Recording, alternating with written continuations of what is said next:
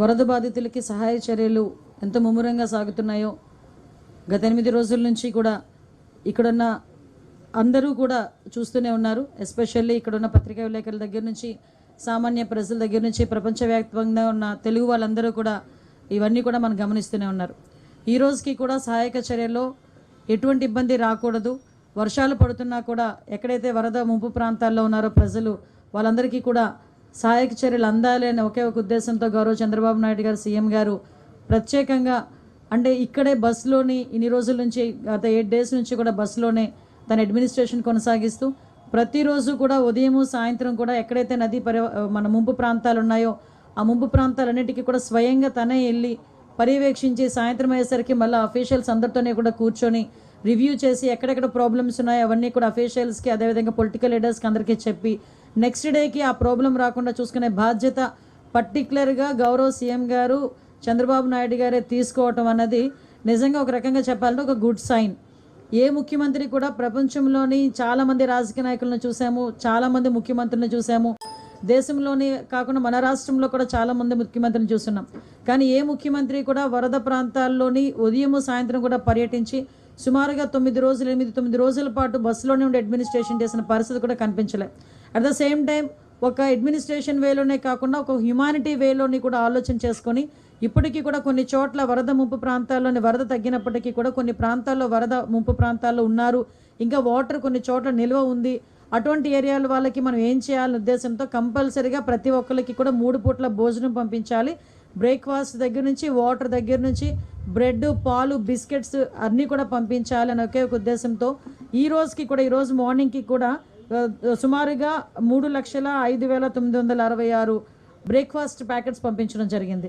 వాటితో పాటు ఈరోజు మార్నింగ్ వాటర్ ప్యాకెట్స్ దగ్గర నుంచి 1,56,100 వాటర్ బాటిల్స్, అదేవిధంగా మిల్క్ కూడా 1,84,376, అదేవిధంగా బిస్కెట్స్ 1,50,000 బిస్కెట్స్ ప్యాకెట్స్ కూడా అక్కడ ఎక్కడైతే నీడ్ ఉందో ఆ నీడ్ ఉన్న ప్రాంతాలన్నిటికీ కూడా పంపించడం జరిగింది. అట్ ద సేమ్ టైం ఎవరైనా భోజనం కావాలి అని చెప్పినా కూడా ఇమీడియట్గా అక్కడ కూడా వాళ్ళకి ఇచ్చే పరిస్థితి కూడా మనకు ఉంటుంది.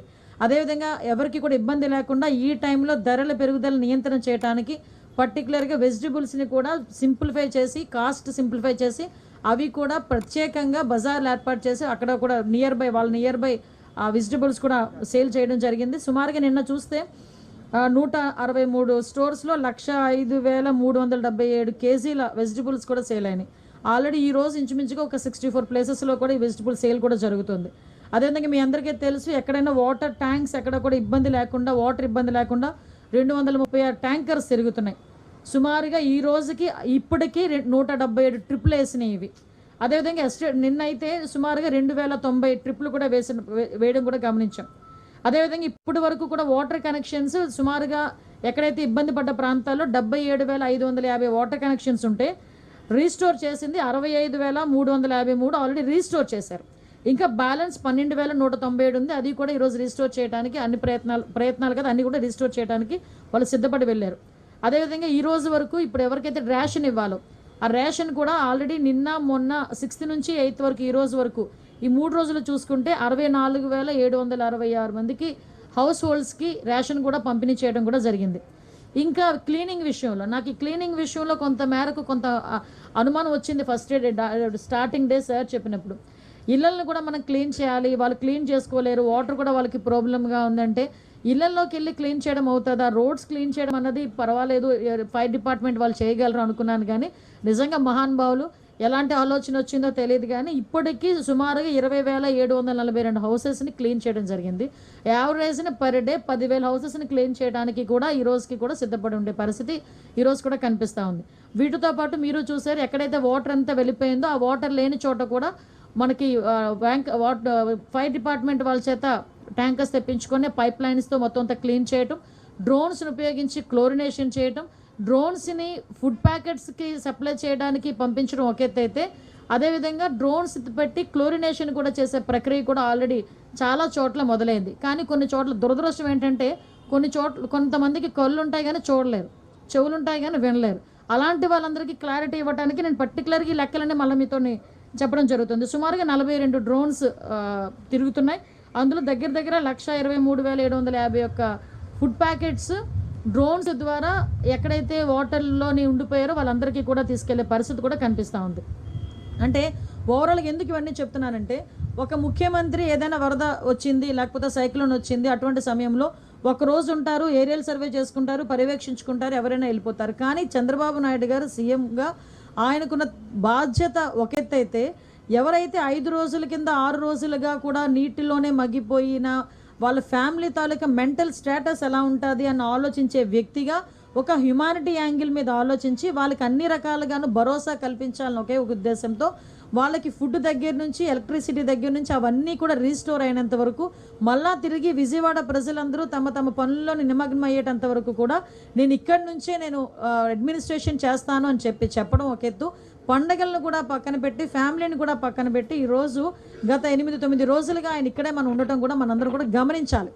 ఇది గమనిస్తున్న వాళ్ళు ప్రజలందరూ కూడా గమనిస్తున్నారు, మీలాంటి పత్రికా విలేకరులందరూ కూడా సపోర్ట్ చేస్తున్నారు. మీరే కాదు, ఆల్ డిపార్ట్మెంట్, ముఖ్యంగా గవర్నమెంట్ ఎంప్లాయీస్ని కూడా ఈరోజు మనం ప్రశంసించాల్సిన అవసరం ఉంది. పోలీస్ డిపార్ట్మెంట్ దగ్గర నుంచి అన్ని డిపార్ట్మెంట్ వాళ్ళు కూడా ఈరోజు విజయవాడ సెంట్రిక్గా చేసుకొని అన్ని సహాయక కార్యక్రమాల్లోని పాల్గొనే కార్యక్రమం ఒక ఎత్తైతే, సీనియర్ ఐఏఎస్ ఆఫీసర్లు కూడా కూర్చొని ఈరోజు ఒక్కొక్క వార్డు తీసుకొని వాళ్ళు పర్యవేక్షించి వాళ్ళు డైరెక్ట్గా ఫీల్డ్ మీద దిగి ఒక్కొక్క ఇంటికి తీసుకెళ్ళి రేషన్ ఇచ్చే పరిస్థితి కూడా కనిపిస్తూ ఉంది. ఇన్ని జరుగుతున్నా కూడా సొంత ఖర్చుతోని ఒక పులిహార ప్యాకెట్ కూడా చేయించి వరద బాధితులకి ఇవ్వలేని జగన్మోహన్ రెడ్డి ఈరోజు ఎక్కడో బెంగళూరులో కూర్చొని లిటరల్లీ చెప్పాలంటే పులిహోర కబుర్లు మాట్లాడుతున్నాడు. సారీ, నేను ఎందుకంటే మాట్లాడుతున్నానంటే, ఇంత జరుగుతుంది, ప్రపంచం అంతా చూస్తుంది, ప్రజలందరూ బయటికి వెళ్తే ఎస్ మాకు ఇది జరిగింది, మాకు ఇది అందింది అని చెప్తున్నారు, దాతలందరూ ముందుకు వస్తున్నారు.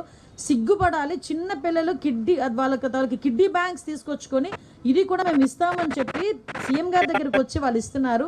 కొంతమంది పిల్లలైతే, చదువుకున్న పిల్లలైతే వాళ్ళ పాకెట్ మనీని తీసుకొచ్చి వరద సహాయ ప్రాంతాల్లో ఉన్న వాళ్ళందరికీ కూడా ఇవ్వాలని చెప్పి ఆలోచన చేశారు. కానీ ఇవన్నీ పక్కన పెట్టేసి ఎక్కడో బెంగళూరులో కూర్చొని ఈరోజు ప్రభుత్వం మీద బురద జల్లే పరిస్థితి ఈరోజు కనిపిస్తూ ఉంది. అరే, ఎక్కడో బెంగళూరులో కూర్చోవడం అన్నది కూడా కాకతాళీయమే. ఎందుకంటే ఈయనకి నిజంగా పాస్పోర్ట్ ఇచ్చుంటే ఈ టైంకి లండన్లో కూర్చునేవాడు. ఈ టైంకి లండన్లో కూర్చోవలసిన మనిషి పాస్పోర్ట్ అవ్వలేదు కాబట్టి బెంగళూరులోకి వెళ్ళి కూర్చొని అక్కడి నుంచి విమర్శలు చేయడం, ట్వీట్లు పెట్టడం. అరే, నువ్వు 2 రోజుల అంటే మహా అయితే ఈ 9 రోజుల వరద ఉన్న ఈ విజయవాడ సిటీలో 20 నిమిషాలు గడిపాడు జగన్మోహన్ రెడ్డి కరెక్ట్గా చూసుకుంటే. ఒక రోజు ఒక 10 నిమిషాలు, ఇంకొక రోజు ఒక 10 నిమిషాలు. కానీ ఈరోజు గౌరవ ముఖ్యమంత్రి చంద్రబాబు నాయుడు గారు అలా కాదే, ఉదయము సాయంత్రము కూడా వెళ్ళటమే కాదు, వాళ్ళందరూ కూడా ఎలా ఉన్నారు, ఏం చేస్తున్నారు అనేది చాలా క్లియర్గా కనుక్కొని సాయంత్రం మళ్ళీ మీ అందరికీ కూడా బ్రీఫ్ ఇచ్చి ఇక్కడ మళ్ళీ అఫీషియల్స్ అందరితో పాటు మీటింగ్ ఏర్పాటు చేసుకొని వాళ్ళతో క్లియర్గా ఎలా జరుగుతుంది. ఏ మంత్రి అండి ఈ రోజు వరకు ఒక బ్రీచ్ని క్లోజ్ చేయడానికి ఇన్ని రోజులు ఒక మంత్రి అక్కడ 3 రోజులు 4 రోజులు కూర్చున్న సందర్భం ఉందా? ఈరోజు గౌరవ ముఖ్యమంత్రి గారి ఆదేశాల మేరకు నిమ్మల రామానాయుడు గారు వెళ్ళి బుడమేరు ఆ బ్రీచ్ని క్లోజ్ చేయడానికి 3 రోజులుగా నిద్రాహారాలు మాని వాన్లో తడుస్తూ అక్కడే కూర్చున్నారే.